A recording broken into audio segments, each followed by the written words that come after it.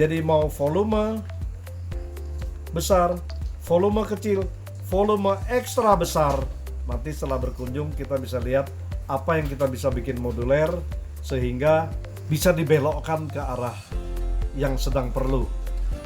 Mana yang bisa direm, kita bicara dengan bagian sales, mana yang bisa direm, tentu stokis masih ada stok berapa dan lain-lain, sehingga kita tadinya produksi barang B stop dulu, kita fokus ke C, yang C perlu bla bla bla, seperti itu. Gedebak gedebuk, sangat dinamis, sangat ini.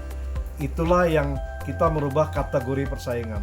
Pabrik orang lain susah merubah-rubah, mesinnya sudah terpasang dia. Tadi production dan area coverage. Kenapa production digandeng dengan area coverage? Karena barang dialah yang memenuhi area. Jadi jangan kau produksi hanya untuk masuk ke gudang. Kau produksi harus masuk ke area, bukan untuk ke gudang. Itu menjadi urusan dia. Itulah sebabnya area turnover menjadi urusan dia. Product turnover menjadi urusan dia.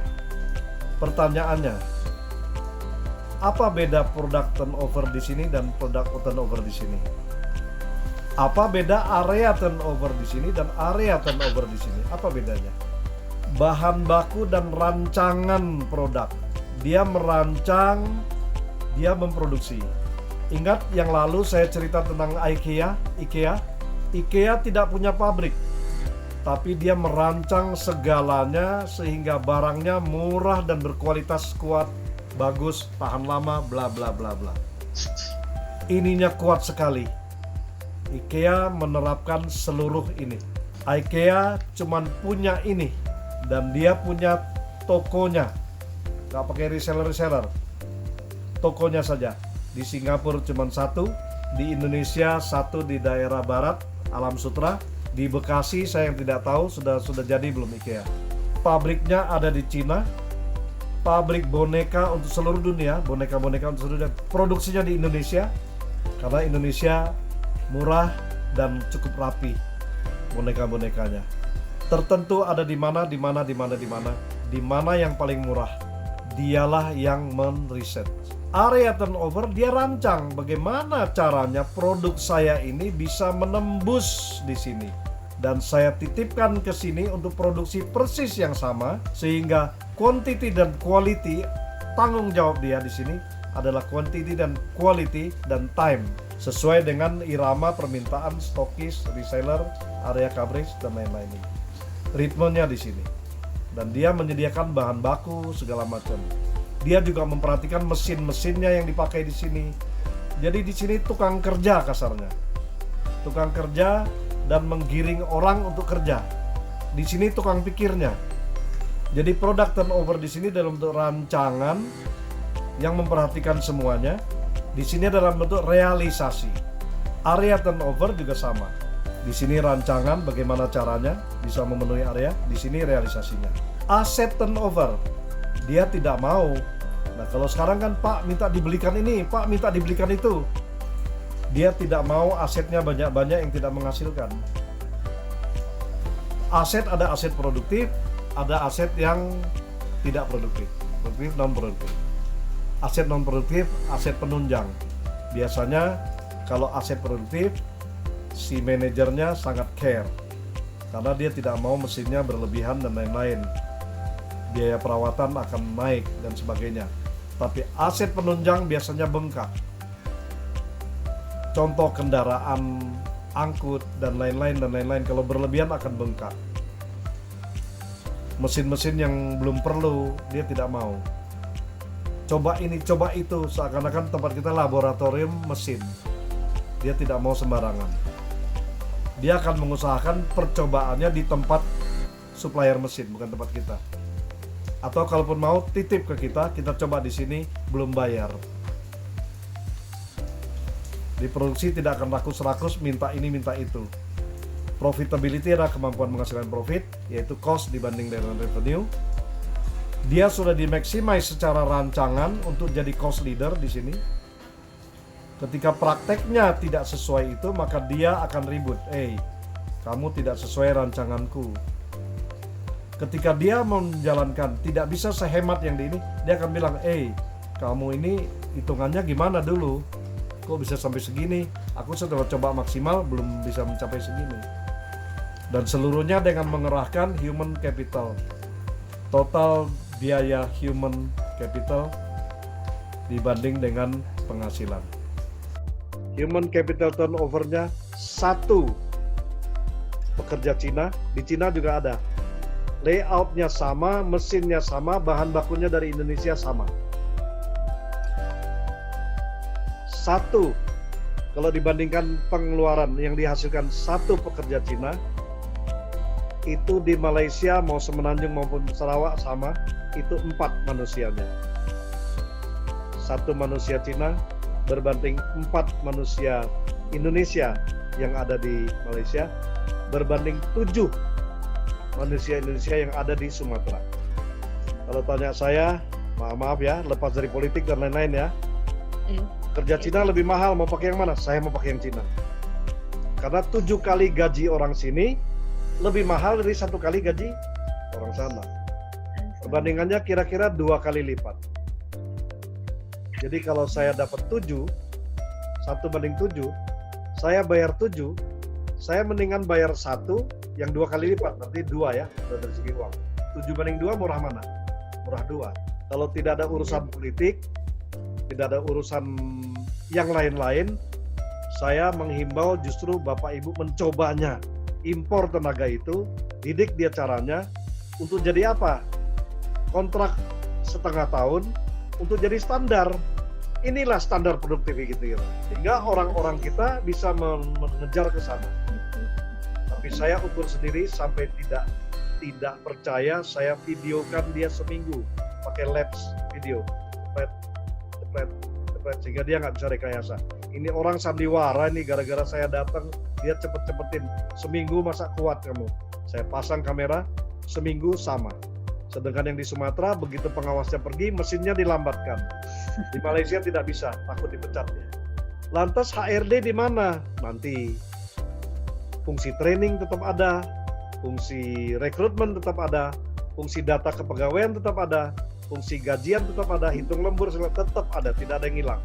Nanti koordinatnya di mana setelah semuanya jadi, bahkan kalian bisa cerita sendiri. Kalau gitu ini di sini, dalam bentuk multi-bullet magazine. Jadi dia maximize, kita kan mau maximize profitability, ya kan? Cost leader dan lain-lain. Area turnover, asset turnover, profitability, product turnover melalui kegiatan produksi. Ini di maximize. Sehingga produksi ini barangnya memenuhi area ini. Sales ini fungsi KPI strategik utamanya, yang lain ini, utamanya ada 3. Maximum area coverage, dia harus tumpahkan barang kita ke seluruh area. Dia harus memaintain brand yang sudah di bagian ini. Supaya brand makin harum, yang tadinya diterjemahkan melalui R&D-nya tadi, supaya brandnya bisa jadi leader melalui realisasi seperti apa, diterjemahkan di sini. Secara eksternal dibangun di sini, melalui sosial media, melalui macam-macam, dibangun di sini. Di sini sebagai corongnya kita untuk memaintenance apa yang sudah dibangun di business development, apa yang sudah dirancang dan diwujudkan barangnya oleh ini, dia memaintain di sini. Dampaknya apa kalau brand maintenance ada di sini? Ada keluhan sekecil apapun, dia akan care untuk menyampaikan ke sini yang dia harus maximize dan ke sini.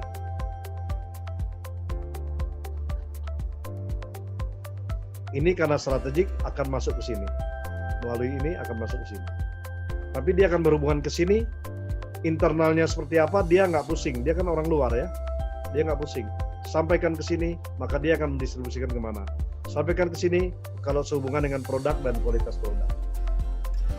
Jadi dia akan care dengan nama baik kita. bukan asal jual. Komisi. Nanti kita tentukan, makanya saya agak cerewet urusan bonus.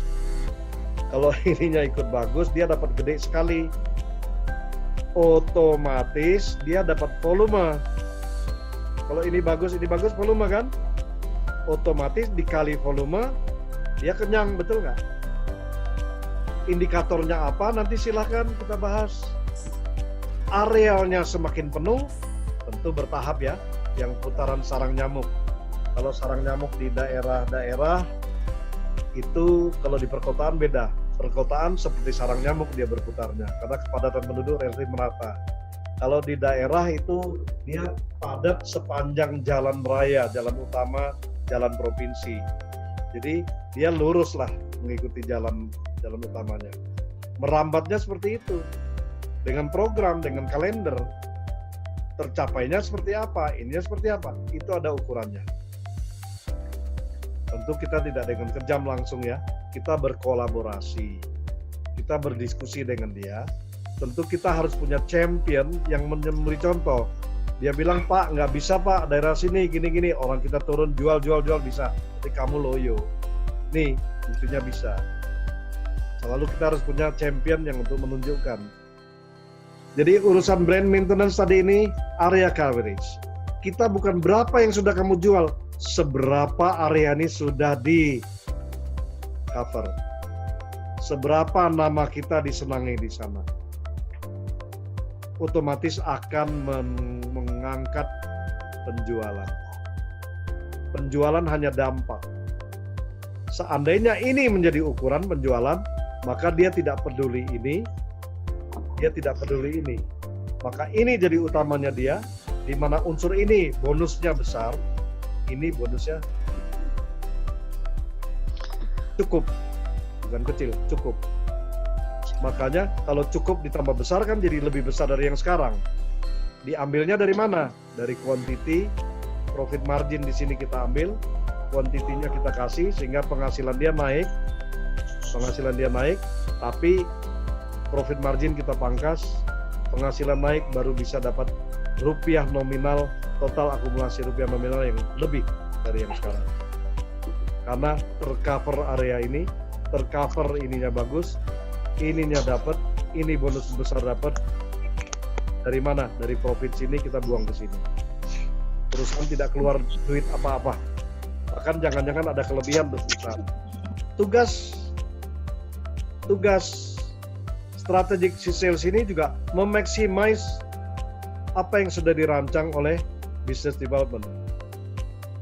Dia memaximize realisasinya dan dia memaximize production ini. Karena tugasnya memaximize, maka interaksi soal stok yang ada di stokis dan lain-lain, dia sangat interaktif akan ke sini. Soal ada yang batch mana yang jamur, batch mana yang apa, segala macam, dia akan sangat interaktif ke sini. Karena tugas dia maximize. Karena area turnover, product turnover, juga dia ikut tanggung jawab. Cost turnover, lucu kan? Tradisional cost jatuhnya di sini. Kita tidak. Cost jatuhnya di sini. Loh, kok sales bicara cost, overall cost. Dia harus paham. Tentu bukan reseller ya, tapi orang kita yang mengurus reseller. Dia harus paham. Kalau gini caranya nggak bisa jual kita, bla bla bla bla. Karena dia di medan perang. Dialah yang tahu kompetitor kita, barang substitusi, barang yang sama dan lain-lain, dia tahu pasar.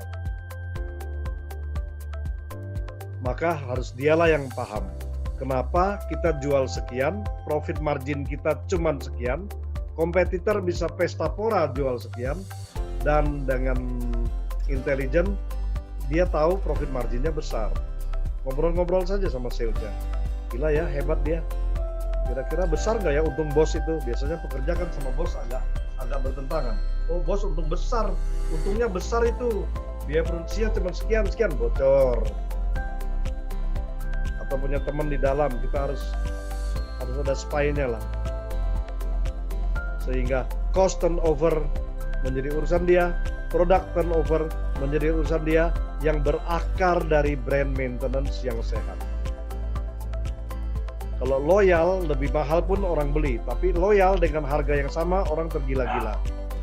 Jadi brand maintenance, brand loyalty dengan harga yang sama orang habis-habisan beli kita.